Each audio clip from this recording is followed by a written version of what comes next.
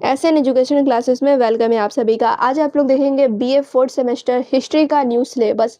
और यहाँ पे आप लोग को पता होगा हिस्ट्री में कितने एमजेसी पेपर पढ़ने हैं। तो एमजेसी पेपर 3 पढ़नी है, यानी MJC paper 5, MJC paper 6, MJC paper 7। Third semester में आप लोगों ने देखा कि 2 एमजेसी की एग्जाम देनी थी, लेकिन फोर्थ सेमेस्टर में आप लोग को 3 एमजेसी का पेपर पढ़ना है और तीनों का अलग एग्जाम होगा, तीनों का अलग सिलेबस है। और एक चीज़ क्लियर कर दूं मैं कि ये जो सिलेबस है ये बिहार के सभी विश्वविद्यालय के लिए, बिहार में जितने भी यूनिवर्सिटी है, ब्राबू है, एलएनएमयू है, बीएनएमयू हो, कोई सा भी यूनिवर्सिटी है बिहार के अंतर्गत आता है, तो हिस्ट्री का जो सिलेबस है वो सेम ही है। और एक चीज़ मैं क्लियर करूंगी कि आप लोग फ्री समरी कहाँ से डाउनलोड कर सकते हैं, एमजेसी 5 में जितने चैप्टर्स हैं उन सभी का फ्री समरी कहाँ पर मिलेगा, ये हर एक चीज़ मैं आप लोग को बताने वाली हूँ। बस वीडियो को लास्ट तक आप लोग देखें। सिलेबस जाने से पहले आप लोग को एग्ज़ाम का पैटर्न, पेपर का पैटर्न भी पता होना बहुत ज़रूरी है। तो जैसे आप लोग सेमेस्टर 4 में जाते हैं तो उसका थोड़ा कोर्स स्ट्रक्चर देखेंगे आप लोग, इसमें कितने एमजेसी पेपर पढ़ने हैं और इसके अलावा माइनर पेपर कितनी पढ़नी है, हर एक चीज़। तो जैसे आप लोग फोर्थ सेमेस्टर में जाओगे तो आप लोग को सिर्फ 5 सब्जेक्ट्स की एग्ज़ाम देनी है, जिसमें जो आप लोग का एमजेसी होगा, जैसे आप लोग का हिस्ट्री एमजेसी है तो 3 पेपर तो हिस्ट्री का हो जाएगा आप लोगों का, यानी एमजेसी का 3 पेपर हो जाएगा, एक एमआईसी का पेपर हो जाएगा। यहाँ पे मैंने एमआईसी में भी हिस्ट्री लिखा है, लेकिन एमआईसी में आप लोग का हिस्ट्री नहीं होगा, कोई और सब्जेक्ट होगा जो आप लोगों ने चूज़ किए होंगे। फिर फिफ्थ में आप लोग का हो जाएगा एनसीसी, एनएसएस, एनजीओ या फिर सोशल सर्विस, यानी इन सभी में से कोई एक सब्जेक्ट जो कि आप लोग का हो जाएगा, यानी कि 5 सब्जेक्ट का एग्जाम आप लोग को देना होगा फोर्थ सेमेस्टर में। और एग्जाम का जो पैटर्न है सेम उसी तरीके से 100 मार्क्स का पेपर होगा और इसमें आप लोग का 2 पार्ट में डिवाइड है। एक 30 मार्क्स में जो कि आप लोग को कॉलेज की तरफ से दिए जाते हैं मिड टर्म एग्जाम लेकर, और 70 मार्क्स का सेमेस्टर का एग्जाम होता है। अब पेपर पैटर्न की बात कर लूँ तो थर्ड सेमेस्टर की तरह ही फोर्थ सेमेस्टर का भी पेपर पैटर्न है सेम।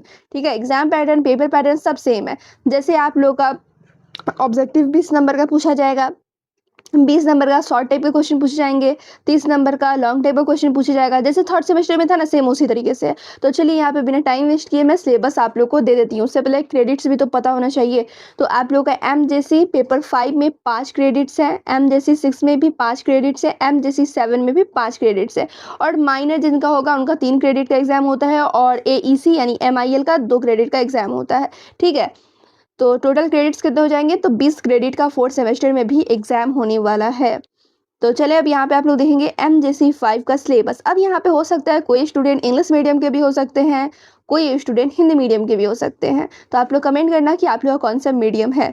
फिलहाल तो यहाँ पे मैंने इंग्लिश और हिंदी दोनों ही मीडियम के स्टूडेंट के लिए सिलेबस लिख रखी हूँ, जिससे कि आप लोगों को समझने में और आसानी हो। तो एमजेसी 5 में आप लोगों को क्या पढ़ना है, तो हिस्ट्री ऑफ इंडिया 550 सी से 1200 सी तक पढ़ने हैं। ठीक है, और इसमें आप लोग को टोटल कितनी चैप्टर्स पढ़नी है, तो टोटल 5 चैप्टर्स पढ़नी है और 5 क्रेडिट हैं एमजेसी 5 हिस्ट्री में। तो सबसे पहला यूनिट में आप लोग क्या पढ़ना है वो देखेंगे आप सभी। तो सबसे पहला यूनिट में पढ़ना है rise of new powers and the age of decentralisation. ठीक है, और यहाँ पे हिंदी में भी लिखा हुआ है नवीन शक्ति का उदय तथा विकेंद्रीकरण का युग। ये आप लोगों को यूनिट 1 में पढ़ना है। इसमें कौन कौन से पॉइंट है, तो यहाँ पे गुप्त साम्राज्य का पतन पढ़ना है, हुन साम्राज्य का उदय तथा महत्व पढ़ना है, पुष्य भूति वंश तथा कान्यकुब्ज हर्ष के संदर्भ में तथा समकालीन राज्य समाज संस्कृति, ये सब पढ़ना है। उसके अलावा आप लोगों को पढ़ना है राजपूत का उदय से संबंधित सिद्धांत, ये पढ़ना है। अब इंग्लिश वाले स्टूडेंट यहाँ पे देखेंगे क्या क्या पढ़ना है, line of the Gupta empire देखेंगे आप लोग। उसके बाद आप लोगों को पढ़ना है rise and significance of the हुना एम्पायर, इनके बारे में पढ़ना है। उसके बाद आप लोगों को देखना है Pushyabhuti dynasty with special reference to Harsha of Kanyakubja, contemporary state society and culture, ये आप लोगों को पढ़ना है। लास्ट पॉइंट है theories regarding the origin of the Rajputs, ये पढ़ने हैं। यूनिट 2 में आप लोगों को क्या पढ़ना है, तो यहाँ पे विकेंद्रीकरण और क्षेत्रीय राजवंश का उदय पढ़ना है। इसमें राजपूत उदय विकास तथा पतन देखेंगे आप लोग। उसके बाद है त्रिश्रेय संघर्ष, उत्तरी भारत में मुस्लिम शासन, दिल्ली पर मुस्लिम शासन तथा मुस्लिम शासन का भारत पर प्रभाव। और इंग्लिश वाले स्टूडेंट यहाँ पे देख लेंगे decentralisation and the rise of the regional dynasties, Rajput rise, development decline, ये सब पढ़ना है आप लोगों को। ठीक है, Muslim rule in northern India, establishment of Muslim rule over Delhi and its impact on India, ये सब पढ़ना है। ठीक है, तो यहाँ पे देख सकते हैं आप लोग हिंदी में सिलेबस दिए हुए और इंग्लिश में भी दिए हुए हैं। ज़्यादा स्टूडेंट मेरे चैनल पर तो हिंदी मीडियम के हैं, इसलिए यहाँ पर मैं हिंदी में ही सिलेबस देने वाली हूँ, इंग्लिश वाले यहाँ पर देख लेना। क्लियर। तो यूनिट 3 में आप लोगों को पढ़ना है दक्षिण तथा दक्कन में क्षेत्रीय शक्ति, ठीक है। और इसमें आप लोगों को 4 पॉइंट्स पढ़ने हैं। वातापी का चालुक्य उदय, इतिहास, कला तथा स्थापत्य, ये आप लोगों को पढ़नी है। उसके अलावा आप लोगों को पढ़ना है मान्यखेट राष्ट्रकूट, इतिहास, विस्तार नीति, धर्म, कला तथा स्थापत्य कला, ये आप लोगों को पढ़नी है। नेक्स्ट यहाँ पे है कांची के चोल, इतिहास, प्रशासन, कला तथा स्थापत्य कला। और इसके अलावा लास्ट पॉइंट पढ़ना है अन्य क्षेत्रीय शक्ति, पल्लव, पांड्य, चेर, काकतीय, ठीक है, गंग, कदम्ब एवं सिन्हल यानी श्रीलंका, ये आप लोगों को पढ़ना है यूनिट 3 के अंदर, ठीक है। यहाँ पे इंग्लिश में भी दिए हुए हैं, ठीक है, इंग्लिश वाले स्टूडेंट यहाँ से देख सकते हैं। और आप लोग ये सारे सिलेबस कहाँ से नोट डाउन कर सकते हैं वो भी यहाँ पर मैं क्लियर कर देती हूँ। सिलेबस नोट डाउन करने के लिए आप लोगों को विजिट करना है sneducationclasses.in, इस वेबसाइट पर विजिट करना है। और वहाँ पे आप लोगों को BA 4th सेमेस्टर लिखा नजर आएगा कैटेगरीज में। वहाँ पे आप लोगों को हिस्ट्री का भी सिलेबस मिल जाएगा, या फिर कोई और सब्जेक्ट्स है माइनर में आप लोगों का, उसको भी सिलेबस मिलने वाला है। तो वहाँ पे जाके आप लोग देख लेना, ठीक है। ऐसे लिंक डिस्क्रिप्शन में मैं दे दूंगी, ठीक है। सिलेबस का डायरेक्ट लिंक डिस्क्रिप्शन में मिलेगा, वहाँ पर विजिट करें आप लोग और नोट डाउन आराम से कर सकते हैं। तो यहाँ पे आप लोग देखेंगे यूनिट 4 में क्या क्या पढ़ना है। तो राजपूत का पतन पढ़ना है, ठीक है। इसमें भी कुछ पॉइंट्स दिए हुए हैं, जैसे उत्तर पश्चिम भारत, कश्मीर के वंश, सिंध, अरब आक्रमण, ये सब आप लोग को पढ़ना है। फिर यहाँ पे मध्य भारत, प्रतिहार, ठीक है। यानी कि यूनिट 4 में आप लोगों को राजपूत का पतन पढ़ना है, उसमें भी कुछ कुछ पॉइंट्स दिए हुए हैं, ये सब आप लोग को पढ़ना है। जब मैं VVA क्वेश्चंस कराऊंगी तो हर एक पॉइंट को एक्सप्लेन कर दूंगी वहाँ पर, क्लियर। अब यहाँ पे देखेंगे यूनिट 5 में क्या पढ़ना है। तो यूनिट 5 में आप लोगों को पढ़ना है पूर्व मध्यकालीन भारत की संस्कृति पढ़नी है, ठीक है। Culture of early medieval India, ये आप लोग को पढ़ना है। इसमें भी 4 पॉइंट्स दिए हुए हैं। राजनीतिक शक्ति का विघटन, पूर्व मध्यकालीन भारत की सामाजिक तथा धार्मिक स्थिति, और पूर्व मध्यकाल में कला, स्थापत्य कला और मूर्ति कला, चित्रकला, ये सब पढ़ना है। भक्ति आंदोलन का उद्भव तथा विकास भारत में, ठीक है, ये सब आप लोगों को पढ़ना है यूनिट 5 में। तो ये था MJC 5 का सिलेबस, ठीक है। ये जो आप लोगों ने अभी देखा वो था MJC 5 हिस्ट्री का सिलेबस। मैं आप लोगों को MJC 6 हिस्ट्री का सिलेबस दे देती हूँ। तो अब यहाँ पे आप लोग देखेंगे MJC 6 हिस्ट्री का सिलेबस, और इसमें भी आप लोग को टोटल 5 यूनिट्स पढ़ने हैं। MJC 5, MJC 6 और MJC 7 तीनों में ही आप लोग को 5 यूनिट्स पढ़ने हैं। तो MJC 6 में आप लोग को जो पढ़ना है हिस्ट्री ऑफ यूरोप, ठीक है, इसके बारे में पढ़ना है। यूरोप का हिस्ट्री ये आप लोग को जानना है, ठीक है। यानी यूरोप का इतिहास आप लोग देखेंगे 1789 से 1919 ईस्वी तक, ठीक है।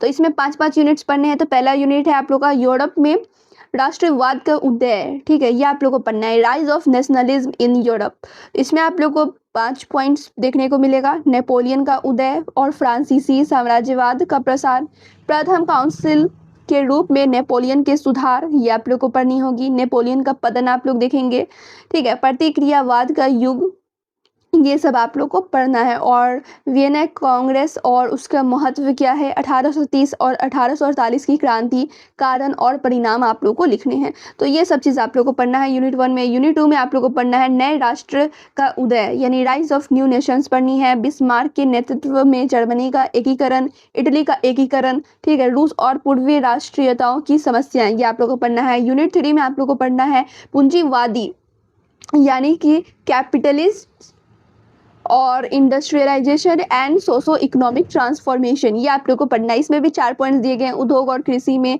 पूंजीवादी विकास की प्रक्रिया, ब्रिटेन, फ्रांस, जर्मनी और रूस में, ठीक है, ये सब आप लोग को पढ़नी है। नए सामाजिक वर्ग, ठीक है, ये सब आप लोग को देखना है। समाजवाद का उदय और नए पूंजीवाद का विकास, साम्राज्यवाद और उसका प्रभाव, ये आप लोग को यूनिट 3 में पढ़नी है।